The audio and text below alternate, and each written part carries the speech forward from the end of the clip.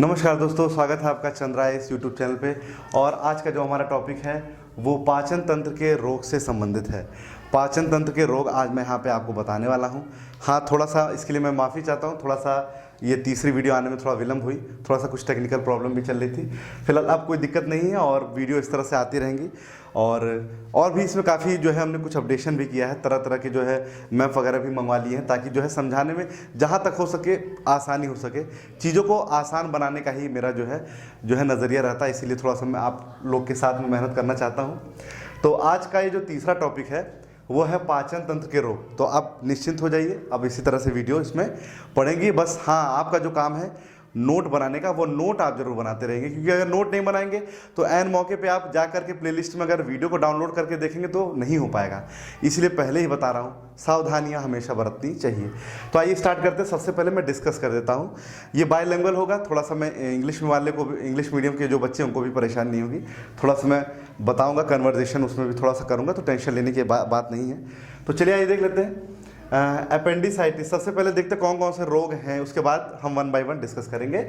सबसे पहला है अपेंडिसाइटिस, दूसरा है पीलिया, तीसरा है मधुमेह, चौथा है हाइपोग्लाइसीमिया, फिर दस्त है, फिर पेप्टिक अल्सर है और फिर है लीवर सिरोसिस।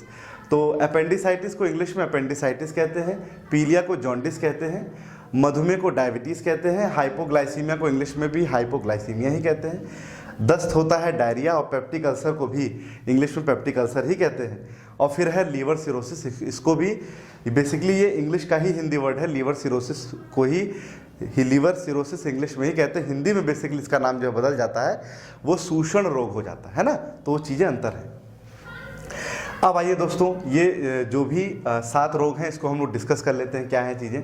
सबसे पहले मैं बात करने जा रहा हूँ अपेंडिसाइटिस की। किसकी बात करूँगा? अपेंडिसाइटिस की।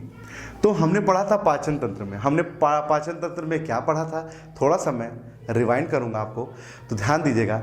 हमने बताया था पहले मुख गुहा में पाचन होता है, डाइजेशन इन माउथ, फिर ग्रास नली में डाइजेशन इन ऑयसोफेगस, फिर हमारा जो भोजन है वो आमाशय में यानी डाइजेशन इन स्टमक, फिर हमारा भोजन आता है ग्रहणी में यानी डाइजेशन इन डियोडेनम। वहाँ पर भोजन 2 जगह मिलता है। कौन वो 2 जगह हैं? एक होता है पित्त रस, जिसको इंग्लिश में बोलते हैं बाइल जूस, और एक होता है अग्नाशय रस, जिसे बोलते हैं पैंक्रियाटिक जूस। इसके बाद भोजन आता है छोटी आंत यानी कि स्मॉल इंटेस्टाइन, फिर आता है लार्ज इंटेस्टाइन और फिर एग्जिट। तो जो बेटा लार्ज इंटेस्टाइन है, इसमें एक अवशेषी अंग पाया जाता है, उसमें एक अवशेषी अंग पाया जाता है जिसको बोलते हैं वर्मीफॉर्म अपेंडिक्स। वर्मीफॉर्म अपेंडिक्स, बड़ी आंत में एक अवशेषी अंग पाया जाता है जिसे हम लोग क्या कहते हैं? Vermiform appendix.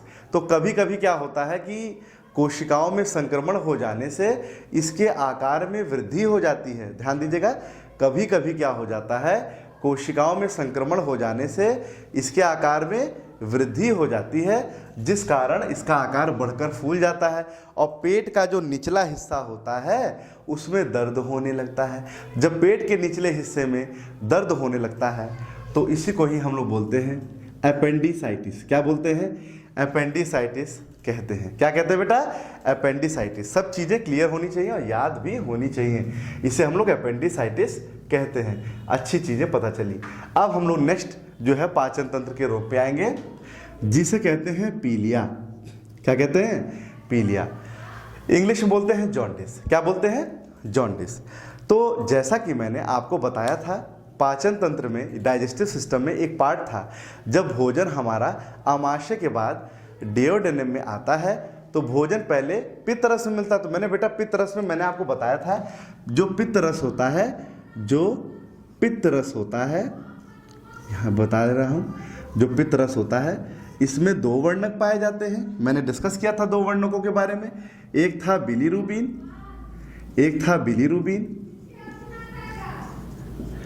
और एक था बिलवर्डिन, एक था बिलीरुबिन, एक था बिलवर्डिन। यानी पित्त रस में 2 वर्णक पाए जाते हैं, एक बिलीरुबिन और एक बिलवर्डिन। जाहिर सी बात है ये 2 वर्णक इसी के ही हैं जो हीमोग्लोबिन के विखंडन से बनते हैं। किसके विखंडन से बनते हैं? हीमोग्लोबिन के विखंडन से बनते हैं, या फिर आप कह सकते हैं हीमोग्लोबिन के मॉलिक्यूल्स के टूटने से बनते हैं। तो अब देखिए इस पीलिया वाले रोग में आखिर होता क्या है, इस जॉन्डिस में आखिर होता क्या है, ये समझते हैं। तो जो बिलीरुबिन होता है, जो बिलीरुबिन यानी कि पित्त वर्णक यानी कि बाइल पिगमेंट बिलीरुबिन का निर्माण मृत आरबीसी यानी डेड आरबीसी के हीमोग्लोबिन से लीवर की कोशिकाओं द्वारा यानी लीवर की सेल्स द्वारा होता है। अब इसको कहाँ मिलना चाहिए? पित्तरस में मिलना चाहिए। मतलब कि इस वर्णक को, इस कलर को कहाँ मिलना चाहिए? पित्तरस में मिलना चाहिए। पर ये कहाँ मिलने लगता है? ध्यान दीजिएगा, इस बिलीरुबिन को कहाँ मिलना चाहिए? पित्तरस में मिलना चाहिए। पर ये कहाँ मिलने लगता है? ब्लड में मिलने लगता है। कहाँ मिलने लगता है? ब्लड में मिलने लगता है। जिस कारण जब जाहिर सी बात है, जब इस वर्णक की मात्रा हमारे ब्लड में ज़्यादा होने लगेगी तो ब्लड का जो रंग लाल है वो पीला दिखाई देने लगेगा। इसी कारण हमारे नाखून, हमारे त्वचा पे जैसे एक पीलिमा सी छा जाती है, इसी को बोलते हैं पीलिया, इंग्लिश में बोलते हैं जॉन्डिस। क्लियर है? अगला है मधुमेह, डायबिटीज़ जिसे बोलते हैं। आज आप देख रहे होंगे डायबिटीज़ से हर दूसरे घर में, हिंदुस्तान के हर दूसरे घर में आप देख रहे होंगे डायबिटीज़ का मरीज आपको देखने को मिलता है। डायबिटीज़ एक गंभीर समस्या देखने को आ रही है। शायद इसी कारण हमारे हिंदुस्तान को मधुमेह की राजधानी भी घोषित कर दिया गया है। तो भाई मधुमेह की राजधानी क्यों घोषित किया जाता है? इसीलिए घोषित किया जाता है जब ऐसे कई सारे बहुत मामले गंभीर रूप से जब देखने को मिलते हैं तो ऐसा कहा जाता है। आइए देखते हैं डायबिटीज़ में होता क्या है। जैसा कि मैंने बताया था, पैंक्रियाटिक ग्लैंड होती है। क्या होती है? अग्नाशयी ग्रंथियाँ होती हैं। हमारे डाइजेस्टिव सिस्टम में एक पार्ट होता है अग्नाशयी ग्रंथियाँ। अग्नाशयी ग्रंथियों में लैंगरहैंस की दीपिकाएँ पाई जाती हैं। इंग्लिश में आइसलेट्स ऑफ लैंगरहैंस पाए जाते हैं, जिनसे अल्फा और बीटा सेल्स का स्राव होता है, यानी सिक्रेशन होता है।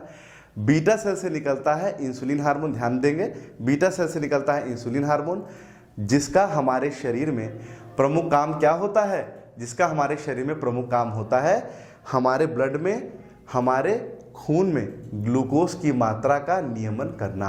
हमारे ब्लड में ग्लूकोज की मात्रा का नियमन करना। ब्लड में ग्लूकोज ज़्यादा नहीं होने देना है, ना ही ब्लड में ग्लूकोज कम होने देना है। उसकी जो क्वांटिटी है उसको कंट्रोल में करके रखना है। क्लियर है चीज़ें? सब चीज़ें क्लियर होनी चाहिए। नेक्स्ट है हाइपोग्लाइसीमिया। तो जाहिर सी बात है जब ऐसा ये नहीं हो पाता तभी डायबिटीज़ रोग होती है। तो हाइपोग्लाइसीमिया मधुमेह का ही एक पार्ट है। जब क्या होता है कि इंसुलिन हार्मोन का स्राव ज़्यादा हो जाता है, जब इंसुलिन हार्मोन का हमारे ब्लड में स्राव ज़्यादा हो जाता है तो फिर क्या होगा? जो भी ग्लूकोज हमारे ब्लड में होगा वो क्या हो जाता है? मतलब डिज़ोल्व होने लगता है। मतलब जब जाहिर सी बात है ग्लूकोज कम होगा और हार्मोन ज़्यादा निकलेगा तो भाई जाहिर सी बात है वो उस चीज़ एक चीज़ दूसरी चीज़ पे हावी हो जाती है। तो इसे हम हाइपोग्लाइसीमिया कहते हैं।